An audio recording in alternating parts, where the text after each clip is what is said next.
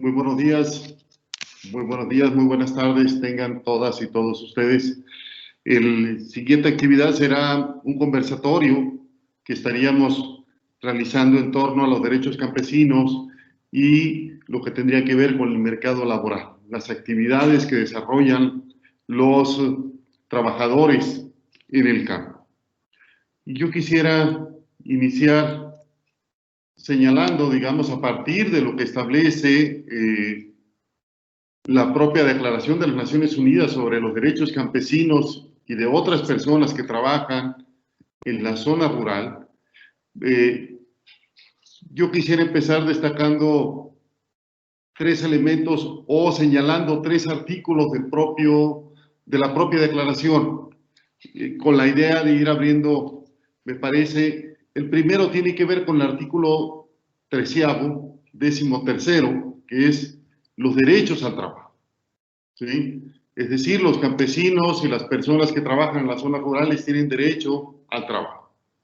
Los hijos de los campesinos y de otras personas que trabajan tienen derecho a estar protegidos contra todo trabajo que pueda ser peligroso, perjudicial a su educación y ser nocivos para la salud, ¿sí? El segundo elemento tiene que ver con el artículo 14º, que son los derechos a un ambiente laboral seguro y saludable, ¿sí? Y en el cual de alguna manera establece, digamos, que el Estado debería adoptar todas las medidas necesarias para prevenir los riesgos a la salud y la seguridad generados por la tecnología, los productos químicos y las prácticas agrícolas, ¿sí? Y finalmente, un tercer artículo es el artículo 22, que tiene que ver con los derechos a la seguridad social de los trabajadores. En ese sentido, yo quisiera iniciar presentando, primero que nada, a los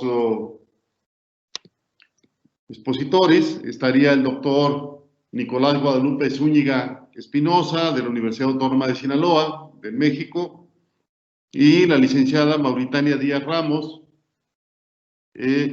productores de mezcal. Y aquí quisiéramos iniciar preguntando, es decir, a 2 años de esta declaratoria, ¿qué tanto hemos avanzado en términos de los derechos laborales de los trabajadores agrícolas y de las personas que viven en la zona rural? Entonces, quisiéramos iniciar con este diálogo, con estas preguntas, si me hacen favor. Licenciada Mauritania, no escuchamos, a lo mejor está.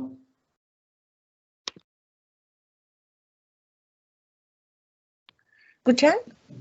Ahora Ya, sí. Buenos días.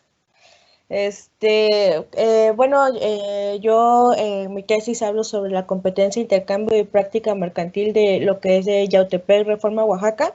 Esta es una zona prácticamente mezcalera. En esta población, pues realmente, digamos que apenas fue poblada hace unos 70 años, pero lo que, bueno, ya la población ya en sí ya sabía como tal de que es 100% productora de agave, ¿no? Bueno, de agave y de maíz, que son sus dos principales ramas, ¿no? De producción, ¿no? Y bueno, de aquí inicia todo lo que en la parte mía, que es la investigación como tal. Y bueno, principalmente inicia porque en el poblado de Yautepec, pues no se le toma como la importancia como tal de que es un pueblo demasiado productor. En primera instancia, ¿por qué? Porque las autoridades, en primer lugar, pues no le ponen como que, pues mucha atención a este lugar, siendo que igual es de paso para llegar a lo que es la parte del istmo de Tehuantepec. En segunda, porque aquí los productores de mezcal, entre ellos hacen sus propias relaciones, ¿no? Sus propias interacciones mercantiles. O sea, aquí ellos no tienen ningún apoyo, ningún apoyo, digamos, igual económico, no lo tienen. Y luego igual, ¿no? De alguna manera también se acercan, pues digamos, compradores, ¿no? Por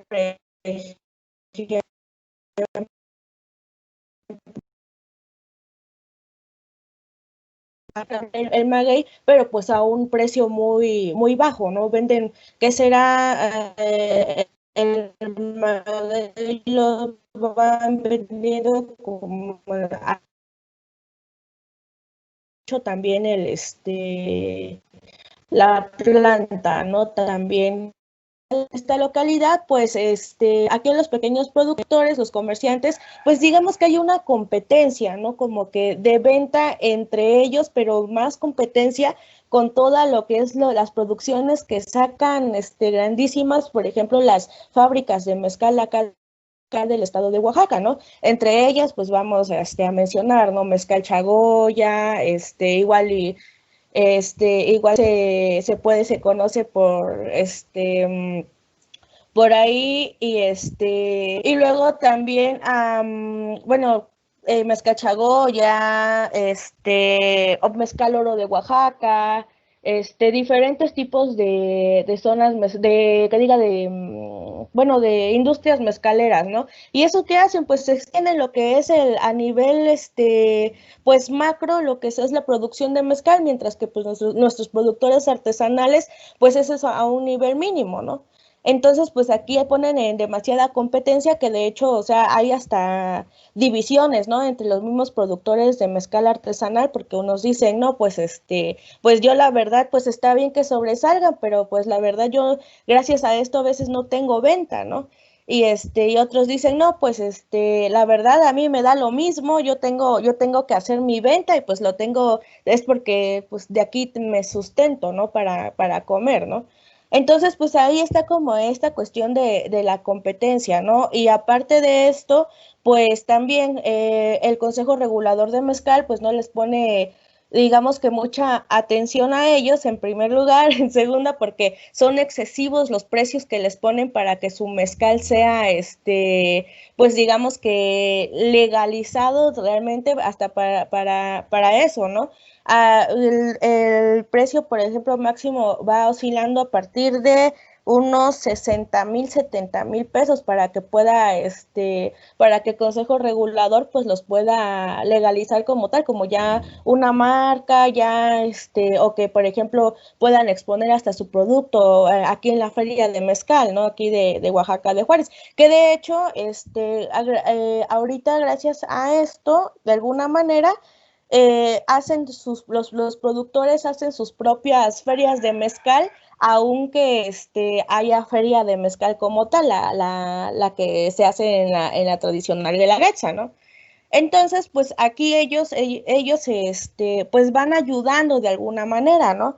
Aquí igual, por ejemplo, en el intercambio, porque aquí hay lo que es intercambio social y hay intercambio mercantil. Entonces, en el intercambio social, pues ahí se ayudan entre ellos, o sea, tienen sus propios palenques. En la zona hay 5 palenques, entre esas 5 palenques se van a ayudar todos los productores, o sea, llega uno, le pide uno ayuda al dueño del palenque y ahí van, y se van y se ayudan entre todos, pero eso sí, o sea, cada quien tiene sus precios, ¿no? Sus rangos máximos de venta de mezcal, ¿no? Por ejemplo, hay unos, ¿no? Que venden alrededor de la calle, otras personas que venden lejos, ¿no?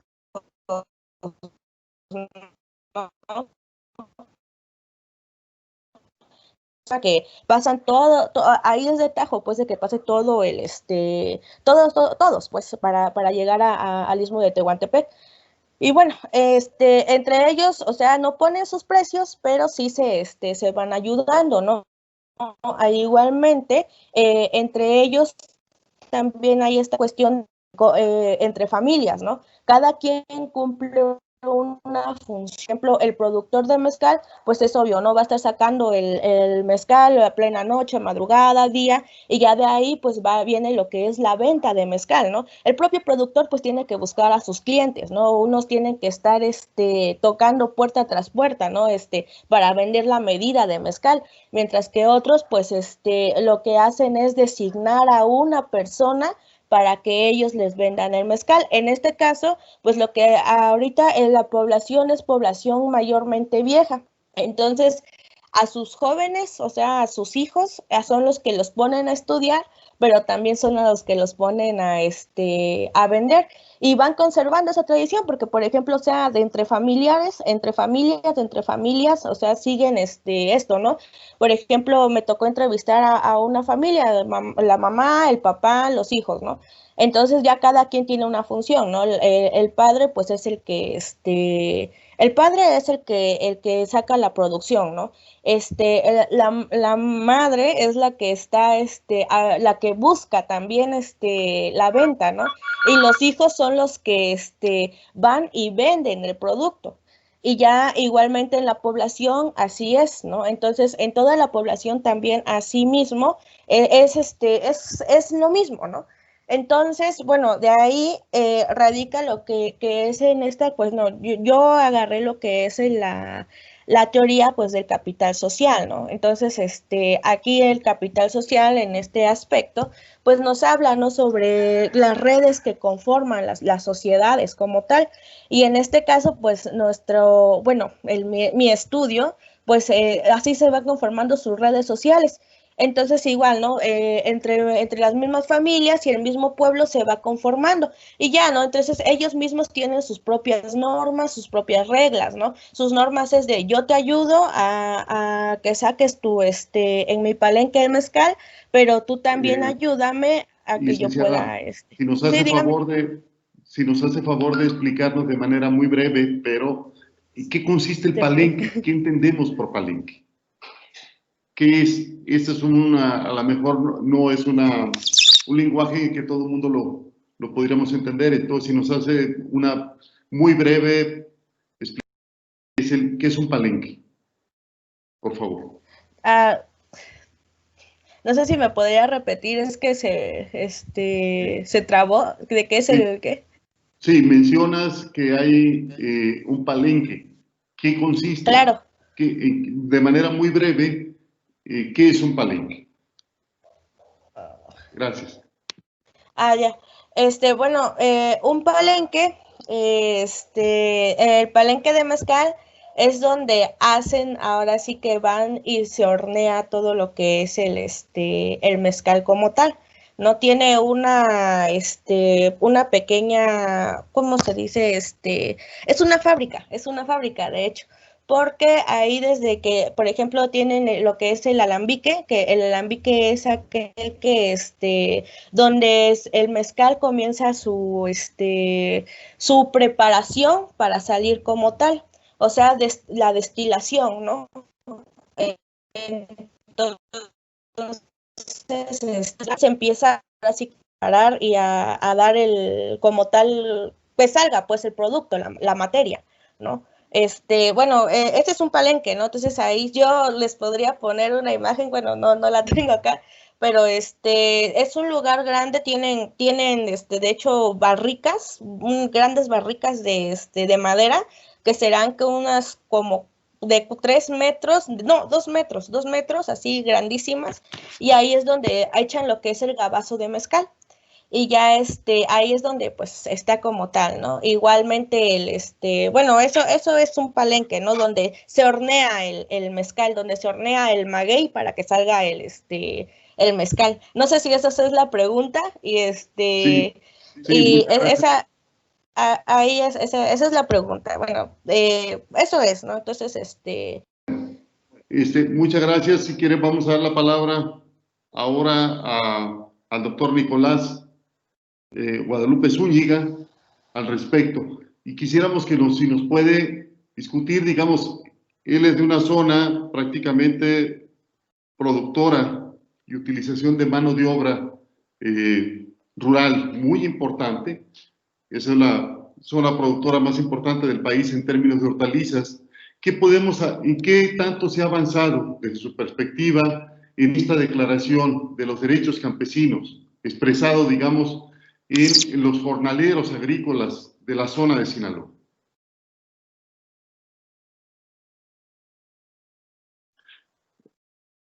Adelante, doctor Zúñiga.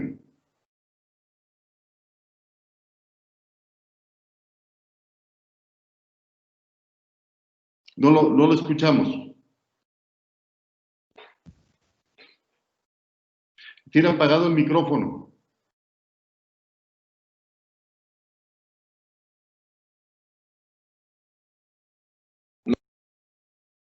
Sí lo tengo activado. Sí lo tengo activado. Ahora sí. Adelante. ¿Sí me escucha? Sí, adelante. Bueno, muchas gracias por la invitación, estimado David, Gustavo, Gilberto. Muy clara su exposición ahorita, me la felicito. Cuando nos invitaron a este evento, comentamos qué podemos aportar desde nuestra línea de trabajo. Yo me dedico a estudiar impuestos locales. Entonces, revisando y dando respuesta al planteamiento que hace el doctor David Castro, la declaración esta de Naciones Unidas sobre los derechos campesinos y otras personas que laboran en la zona rural, que fue publicado el 18 de diciembre, va a ser 2 años, me puse a reflexionar. Y campesino, pues, tiene una connotación diferente a lo que es trabajador asalariado. Y trabajador asalariado es quizás el concepto que más se utiliza en Sinaloa. Si nosotros nos vamos al sur del país, vamos a ver que hay más campesinos que en Sinaloa. Porque campesino es el que trabaja la tierra para de ahí agarrar productos para el autoconsumo. Y si le sobra algo, lo venden. El caso de Sinaloa es diferente, como lo comentaba David, es de los graneros de México, y aquí se habla de productores agrícolas, aquí se habla, los productores pelean por precios de los productos agrícolas. Entonces, enfocándonos, ya que puedo comentar esto muy amplio, pero enfocándonos, yo lo ubico más bien al tema de los trabajadores asalariados. Aquí podemos ver que hay trabajadores asalariados, por ejemplo, en los campos agrícolas, que mayormente son trabajadores que vienen de los estados del sur de México. Pero también hay trabajadores asalariados en las granjas acuícolas, que normalmente esos asalariados son personas que siempre han vivido aquí en Sinaloa. Yo englobo esto y atendiendo la pregunta de David y de acuerdo a lo que podemos aportar desde nuestra área, me parece que aun y cuando hay algunos campos agrícolas, por ejemplo, Agrícola San José, donde les dan escuela, tienen hospitales, tienen excelentes condiciones los trabajadores que migran de Oaxaca, de Guerrero, de otros estados a Sinaloa a trabajar, y que muchos se quedan viviendo aquí, pues sí, hay condiciones en otros otros campos agrícolas que no nos prestan. Sin embargo, lo que quiero resaltar aquí y que podemos influir desde quienes hacemos investigación desde la academia, es el daño que tienen a la salud los trabajadores agrícolas, el daño que les genera el uso de agroquímicos. Eso es muy delicado. Sí es cierto que Sinaloa es el mayor productor donde se generan los alimentos en México, pero también hay que decirlo por la literatura que he leído de los expertos, que también es uno de los valles agrícolas más contaminados en América Latina. Entonces, hay una afectación a la salud, hay cáncer, mucha población tiene cáncer aquí en los valles de Culiacán, en Guasave, en el Fuerte, en Nabolato, en Los Mochis.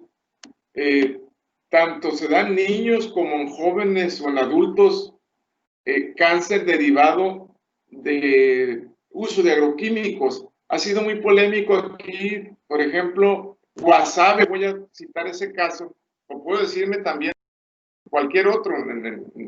En Culiacán, por ejemplo, hay poblaciones que están en el medio rural y pasa el avión fumigando y esas, pues agroquímicos van y también con el aire van y dañan la salud de las personas que viven en esa comunidad. No se diga cuando un asalariado, cuando un trabajador del campo anda con su mochila aplicando agroquímicos, pues eso afecta mucho. Yo creo que hay muchos derechos que aún no se le han respetado, pero en esto que preguntas, David, no se han cumplido los derechos en cuidar la salud de los trabajadores asalariados en el uso de agroquímicos.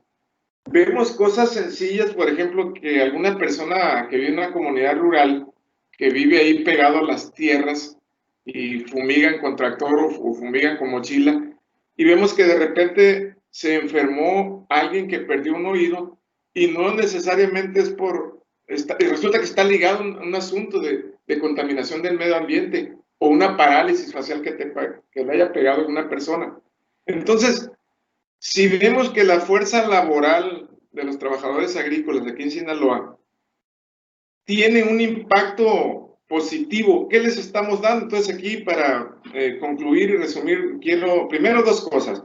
El impacto que tiene el trabajo que hacen al vender su fuerza laboral los asalariados agrícolas. Y lo segundo que quiero comentar es que puede hacerse desde la academia y desde las políticas públicas para ayudar a mitigar esta problemática. La primera es que la fuerza laboral tiene un impacto, primero que nada, en las ganancias de los productores agrícolas.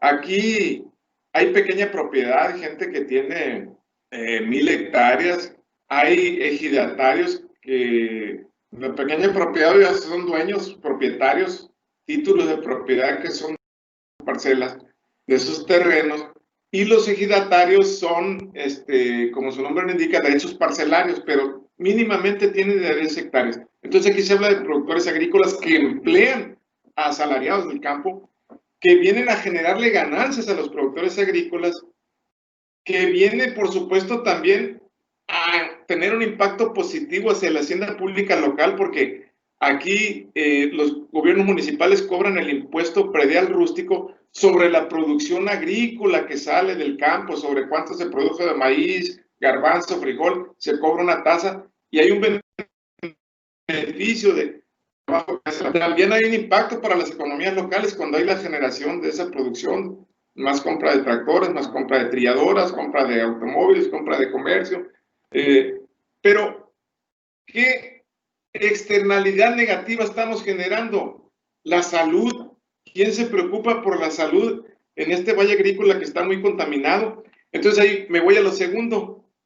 Y ahí propongo yo haciendo, digamos, retomando lo de Pigot, un economista inglés, sobre los impuestos pigovianos, así les se llaman, para corregir externalidades negativas, es decir, aplicar impuestos ambientales, castigar al que contamina paga. Aquí la propuesta no es con propósitos recaudatorios, no. Los impuestos ambientales, impuestos pigovianos, en honor a Pigot, sería aplicarlos aquí en Sinaloa y no se aplican. Eso sería importante y sería una aportación desde la academia de la investigación. Sería castigar, el propósito es castigar y frenar para que los agricultores usen fertilizantes más amigables, que sean, digamos, fertilizantes biológicos. Hay algunos que ya lo están aplicando. Por ejemplo, hay un producto que se le llama rojo orgánico, que es con puros fertilizantes biológicos y que acaba de tener éxito. acaba de ser aprobada la marca para uso en plantaciones agrícolas por la COEPRIS. O sea, entonces eso quiere decir que sí se puede avanzar en esto. Entonces yo creo que es un tema en el que inclusive estamos trabajando nosotros, iniciando esa ruta. Trabajo, como lo digo, para concluir, Hacienda Pública local, los impuestos locales. Vemos lo fiscal, pero estamos agarrando la cuestión de los impuestos ambientales. Bueno, Más adelante comento algo. muchas gracias, doctor. A continuación vamos a dar la palabra al doctor Mamadou Mientao. ¿Sí? Él viene por la Universidad de Bamako y quisiéramos escuchar, si nos hace favor, cuál es en el caso de África el papel que está jugando el mercado laboral rural y si tendríamos, qué papel juegan las mujeres en esta dinámica, ¿sí? Y en relación a los derechos de los trabajadores rurales, ¿cuál es la experiencia desde la perspectiva de África en ese sentido? Adelante, doctor.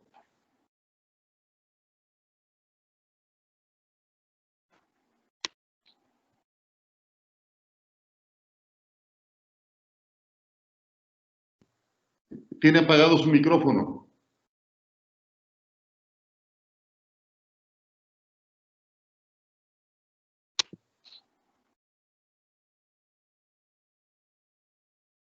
Doctor, tiene apagado el micrófono.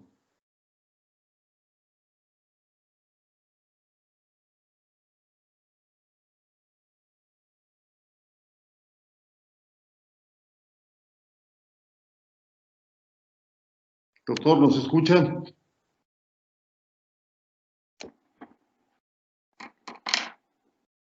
¿Está apagado el micrófono?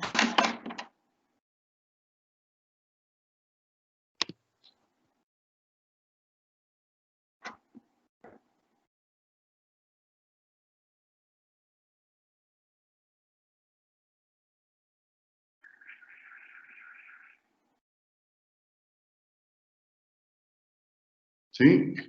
Creo que no nos escucha el doctor. Quisiera, en lo que se conecta,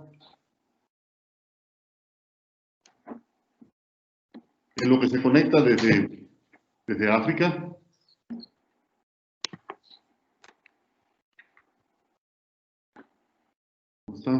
Está teniendo algunos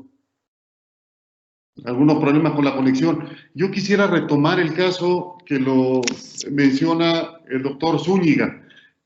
Uno, justamente en términos, hay dos elementos. Uno, que tiene que ver con los efectos a la salud de la actividad. Es decir, podríamos estar hablando de dos sistemas de producción agrícolas que tienen sus propias dinámicas, pero también sus propios retos. En el caso que mencionaba el doctor Zúñiga sobre la producción agrícola capitalista en el estado de Sinaloa, en el noreste del país, en el noroeste, a mí me tocó trabajar mi tesis de maestría justamente sobre los costos de la utilización de plaguicidas en el cultivo del tomate. El tomate es la principal producto de exportación hacia Estados Unidos y es una actividad, digamos, de alta tecnología. Es decir, utilizan con intensivo capital. Pero lo que veíamos, y justamente lo que mencionaba el doctor Zúñiga, tiene que ver con estos costos a la salud. Es decir, cómo garantizamos la seguridad de los trabajadores agrícolas, los jornaleros agrícolas. Es decir, anualmente se tenía un flujo entre 25,000 o 30,000 trabajadores. Seguramente puede ir variando porque ahora muchos de los jornaleros agrícolas que venían del sur del país hacia trabajar en estos campos agrícolas se han quedado y entonces varía. Pero lo que teníamos era cómo garantizas esa seguridad en la salud.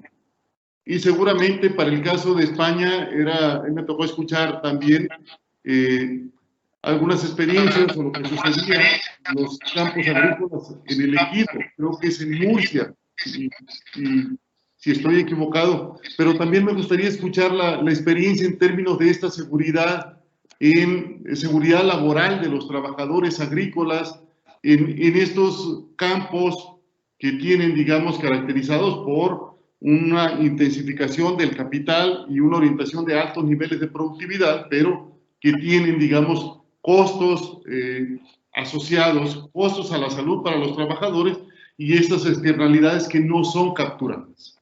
Es decir, en esa experiencia que me tocó hacer como trabajo de tesis, lo que encontramos es que justamente había una externalidad y que los generaban estos costos por la contaminación de los plaguicidas, insecticidas, fungicidas, etcétera, no estaban pagando la contaminación.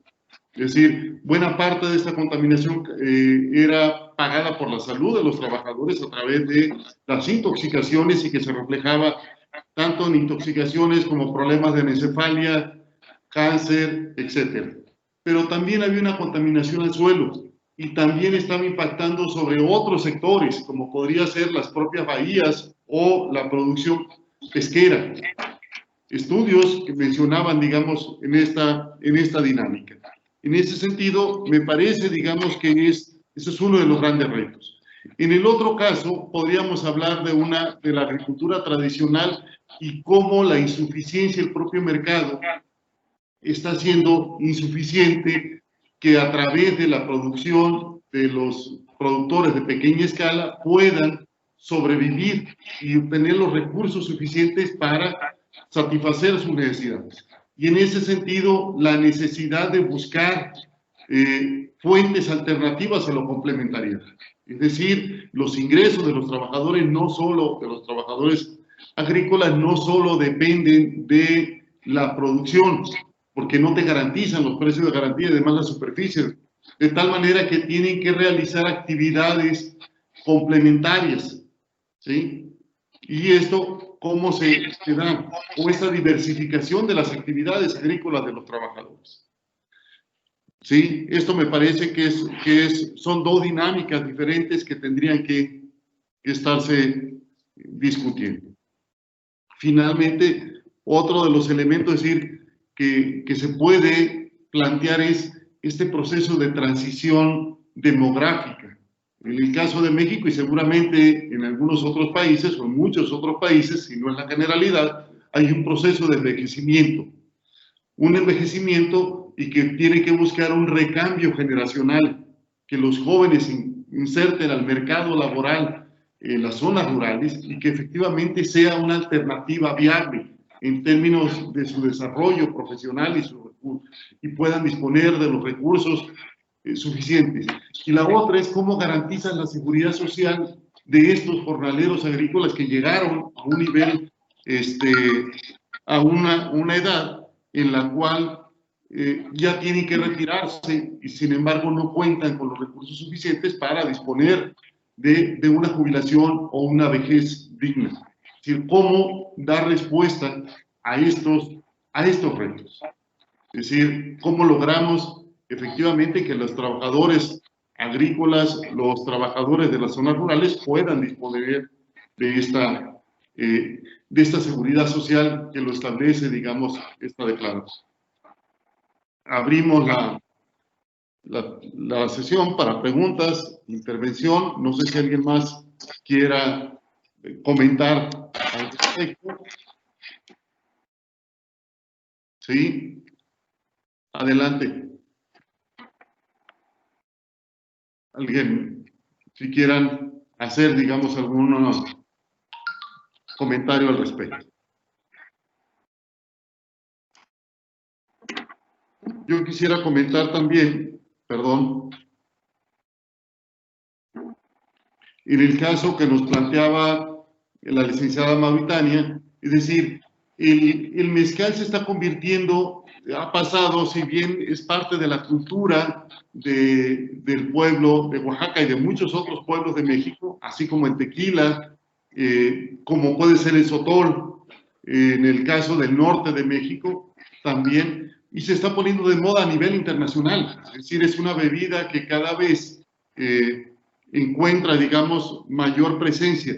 Sin embargo, el reto justamente es Uno, ¿en qué medida puede lograrse como una actividad de desarrollo y que permita desarrollar a los pueblos, a las áreas rurales, la actividad y que se reconozca esta actividad?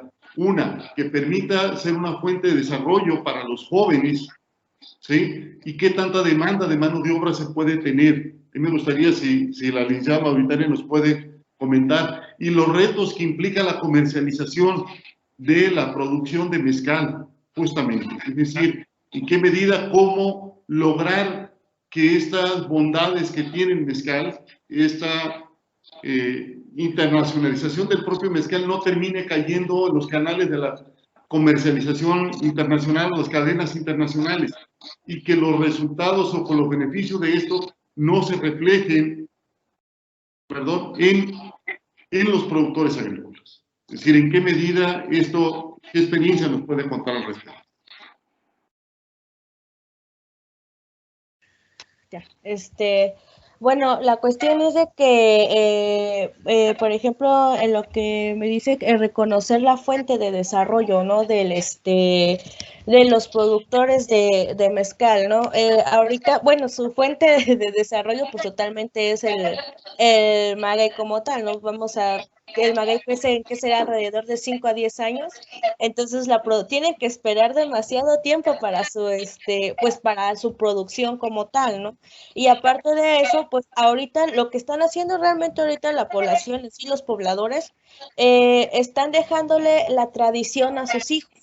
Y es decir, por ejemplo, bueno, los hijos son los que se sienten identificados, ¿no? Por ejemplo, le dicen, no, no, pues ¿por qué te sientes identificado con este trabajo, ¿no? Y realmente lo dicen pues por tradición, porque lo trajeron mis abuelos y porque mis abuelos se lo dieron a mis padres, ¿no? Y mis padres me lo dan a mí. Entonces, aquí en esta cuestión, pues es pues van siguiendo la tradición y exactamente coincido, ¿no? No tienen pues realmente pues una comercialización a grandes escalas, a una comercialización a gran escala, y eso es lo que nos hace, aquí voy a esto, lo que es el reto que implica la comercialización. ¿Por qué? Porque ahorita, como lo dije hace rato, ese reto es realmente competir con las grandes empresas mezcaleras y también competir contra, digamos, la globalización, la moda, porque, por ejemplo, no se visibiliza realmente el verdadero trabajo del productor de mezcal artesanal, ¿no? Es decir, por ejemplo, yo le puedo vender a usted cierta cantidad, ciertos litros de mezcal y, por ejemplo, la otra persona, la que yo le vendo ese mezcal, pues hace su marca. Entonces, ahí, ¿a quién realmente le está favoreciendo, ¿no? ¿Al que hace la marca o al que vende el mezcal? De alguna manera, el que vende el mezcal, pues sí lo produce, lo comercializa, pero a veces hasta eso lo comercializan al precio que a precios bajos, pues, mientras que la otra persona que lo empieza digamos, a vender, que pues no realmente es la productora de mezcal, pues lo vende a precios más elevados, ¿no? Entonces, pues de alguna manera aquí el campesino pues es el que pierde, porque pues ahora sí que lo que ha hecho ahorita la moda del mezcal realmente es eso, ¿no? No visibiliza lo que es el trabajo del jornalero, realmente no lo visibiliza, pues, y solamente uno a veces nada más ve, o la sociedad, ¿no? Nada más ve lo que es al que vende, más no a la producción y toda la producción que hay detrás, ¿no? Porque, por ejemplo, nosotros podemos comprar mezcal, pero nosotros no sabemos cuánto tiempo se tardó. Todo el tiempo desde que se sembró el agave, el pequeño agave, hasta el momento en el que fue la cocción y cuánto tiempo hubo detrás de eso, ¿no? Entonces, ahorita, pues realmente eso el reto que implica la competencia es demasiado extenso. Y, por ejemplo, ahorita, pues realmente no platicaba yo con el que fue el señor fue el encargado de hacer la primera feria de mezcal aquí en Oaxaca. Y él se había molestado un poco, ¿no? Porque yo le había dicho, entonces, ¿por qué no le hacen caso ahorita a los pequeños productores de mezcal? Le dije, ¿no? Y fue que me dijo, no, pues es que nosotros hicimos la feria de mezcal pues para que se visibilizaran más, ¿no? Pero pues así pasa, me dice. Entonces yo así como que, pero pues entonces deja de lado a los que realmente son los productores, ¿no? De mezcal, ¿no? Y solamente, y hay que checar, ¿no? Porque también solamente ponen nada más de enfoque a cierta tierra, ¿no? Por ejemplo, aquí en Oaxaca ustedes vienen y está Matatlán, ¿no? Le dicen Matatlán, tierra del mezcal, ¿no?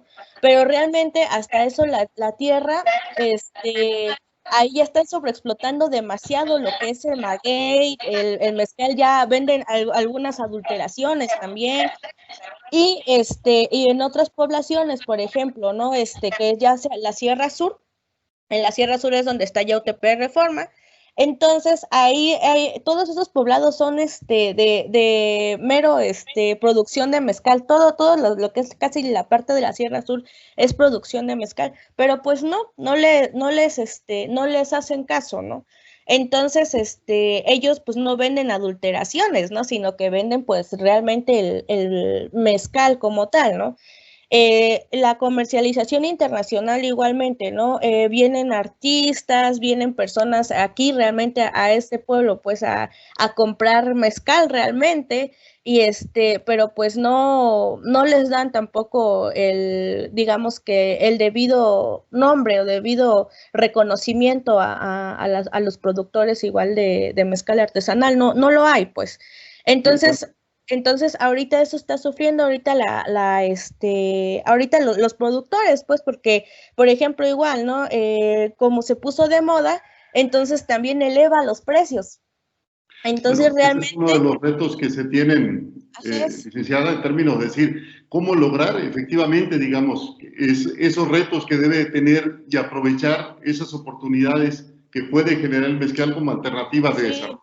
sí, Yo sí. quisiera dar la palabra al doctor Mamado y darle la bienvenida. Sabemos del esfuerzo que está haciendo para conectarse desde África y le damos la bienvenida y quisiéramos escuchar, digamos, su opinión en términos de cuál ha sido la experiencia y cómo se refleja eh, el reto que se tiene, digamos, en términos de declaración de los derechos campesinos para el caso de África, es decir, en términos de la seguridad de los trabajadores, en términos de los empleos y el papel que pueden estar jugando es decir, en qué medida se protegen los derechos de los niños trabajadores, que en México y seguramente en algunos otros países esto también es importante, y el papel de las mujeres dentro de las zonas rurales.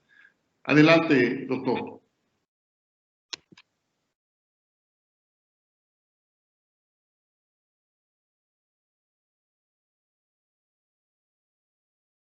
¿Sí?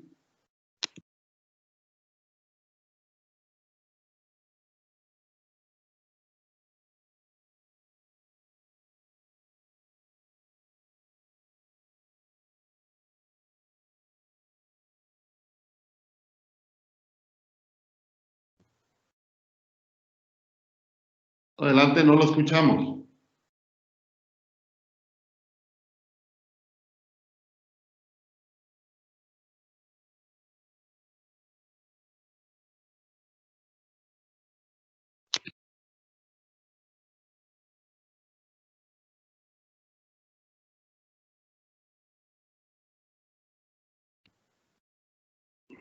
Doctor, adelante.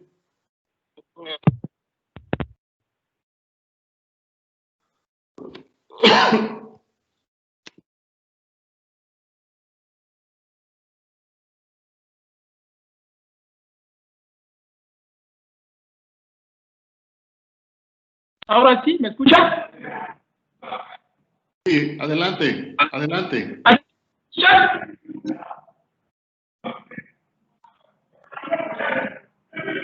¿Me escucha ahora? Sí, adelante. Adelante, ¿me escucha? Buenas tardes a todos. Sí, sí lo escuchamos. Vale, antes de nada quiero agradecer a los organizadores de este congreso y también, disculpe, tenía un problema técnico. Quiero hablar sobre la situación de los campesinos y trabajadores agrícolas de Mali de una manera concreta para hacer una experiencia de un país, Mali. Entonces, quiero decir que Mali es uno de los pocos países africanos que han dedicado al menos el 10% de sus recursos públicos a la agricultura en la última década. La puntuación es alta en comparación con otros países africanos como Senegal, como Costa de Marfil, como Níger, como Burkina Faso. Pero debe ponerse en perspectiva porque durante el largo periodo la proporción es bastante baja. Sin embargo, la crisis de 2012 ha afectado en gran medida la dinámica. El gasto de los donantes se ha desplomado y el gasto nacional se ha centrado principalmente en la defensa. La crisis política ha sumido el presupuesto agrícola, pero la salida de la crisis ha comenzado una recuperación en las declaraciones de las nuevas autoridades indican una nueva ambición para el desarrollo agrícola. Quiero hablar también de la organización del mundo rural, pero aquí hay una pequeña organización del mundo rural que quiero decir que Mali tiene gran organización de agricultores y pastores, porque aquí no hay una diferenciación sobre el tema institucional entre agrícolas y pastores y pequeñas. Hay una gran organización de todos. La mayoría de ellos agrupados en una plataforma común que se llama CNUP, que se dice la Coordinación Nacional de las Organizaciones Campesinos, que se dice en francés paysan.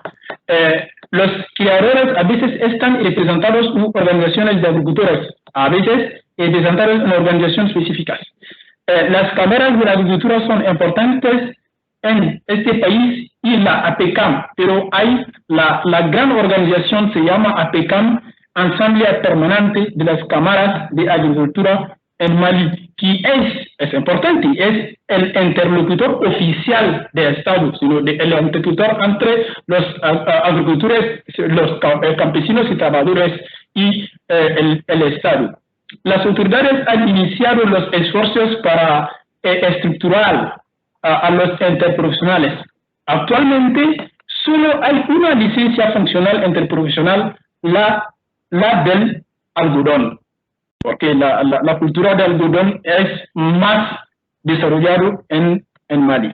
Varias otras están en fase de estructuración, como mango, como patata, como amarcado, como chalota. Entonces, la política agrícola, tengo que hablar un poco sobre la política agrícola de Mali, porque las prioridades de la política agrícola se centran en aumentar la producción de cereales y desvincular del Estado en la gestión del sector del algodón. El objetivo del gobierno es fortalecer la seguridad alimentaria nacional, proporcionar mayores ingresos a los productores, mejorar la balanza comercial, aumentar las exportaciones de granos y convirtiendo el Mali en el granero de África Occidental, porque el objetivo es transformar el Mali como el granero de África Occidental, una ambición que se remonta en periodo colonial. Entonces, para hablar de la situación de los campesinos, la pregunta es, ¿cuál es actualmente la situación de los campesinos en Mali? Los agricultores tienen muy poco acceso a la financiación bancaria en Mali. Es la realidad, como en los países vecinos. Porque aquí, pero hay un Banco Nacional de Desarrollo Agrícola, pero el proceso de acceso es muy difícil para los campesinos. Y entonces hay también una segundo banco que se llama Banco de Solidaridad de Mali también. Y para hablar también de la financiación de los campesinos, tengo que decir que existe en Mali un Fondo Nacional de Apoyo a la Agricultura, un fondo que el Estado, a la raíz de la LOA, porque hay una ley que se llama la Ley de Orientación Agrícola, que es la ley general que estructura el funcionamiento y también la organización de la agricultura en Mali.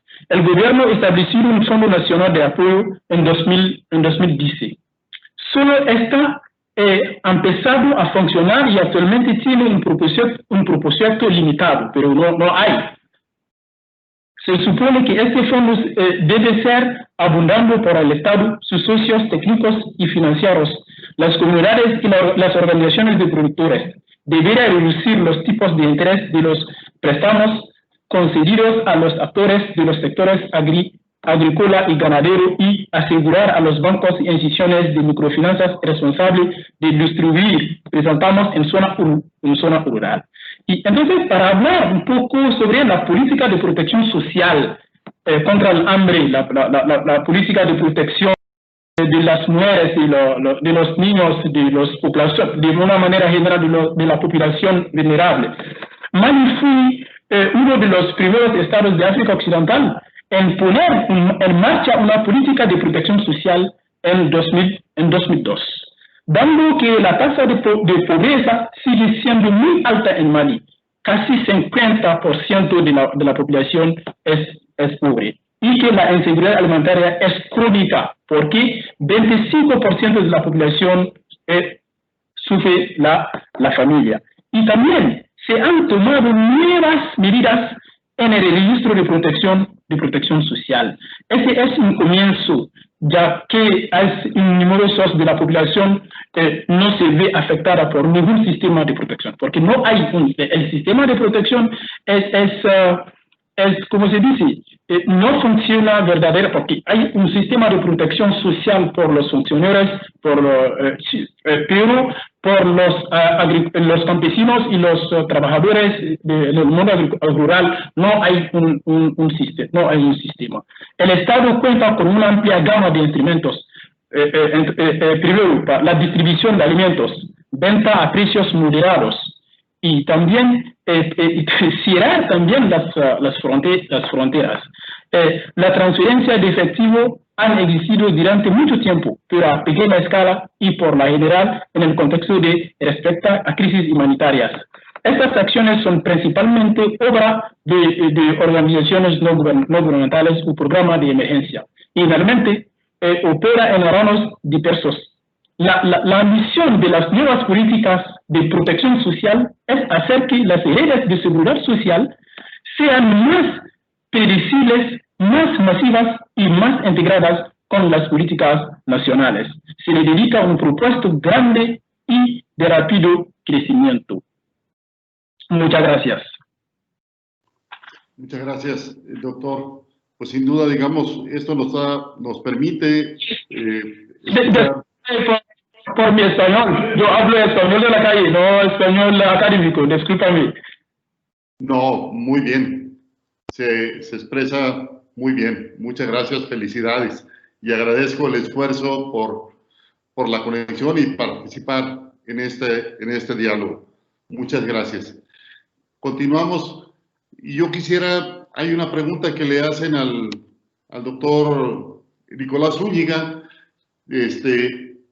y de manera muy breve, contamos con poco tiempo, pero le preguntan en qué medida la privatización o permisividad de la enajenación de la tierra, sobre todo la privatización de los ejidos o la tierra ejidal, ha tenido como consecuencia, digamos, la emigración de los trabajadores del campo, del estado de Sinaloa, hacia Estados Unidos, la migración hacia Estados Unidos o hacia el trabajo maquilador, hacia la frontera. Es decir, como ante la escasez de oportunidades que se tienen en el propio campo. Es decir, de alguna manera, ¿cómo lograr? Yo soy hijo de ejidatario y realmente no te permite, digamos, no ves una perspectiva de desarrollo a través del campo. La desaparición de los precios de garantía ha generado un deterioro de las condiciones y las posibilidades de desarrollo del campo. Es decir, en qué medida junto con este deterioro o desaparición de los precios de garantía, la privatización del ejido ha generado una movilidad ante la falta de oportunidades, una migración hacia Estados Unidos. ¿Y cómo lograr esto? ¿Qué experiencia o qué nos puede comentar al respecto? Adelante, por favor. De manera muy breve porque tenemos 3 minutos. Gracias.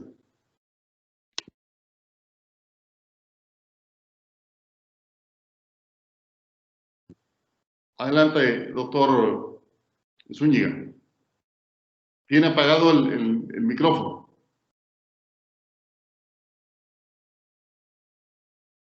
Ahí está, ¿verdad? Perfecto.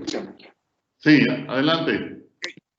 Bueno, desde con las reformas a la ley agraria con Carlos Salinas de Gortari, ha habido una mayor concentración de la tierra, inclusive pasa de ser ejidal a dominio pleno y pasa a ser propiedad privada. Eso ha generado que haya migración hacia los Estados Unidos. Sí ha habido migración y como lo dice David, es difícil, aun cuando es diferente, valga las comparaciones, son muy burdas, no debe, pero aun cuando un ejidatario es productor agrícola, a diferencia de un campesino del sur de Oaxaca o Chiapas, no alcanza, como dice, para darle calidad de vida a una familia.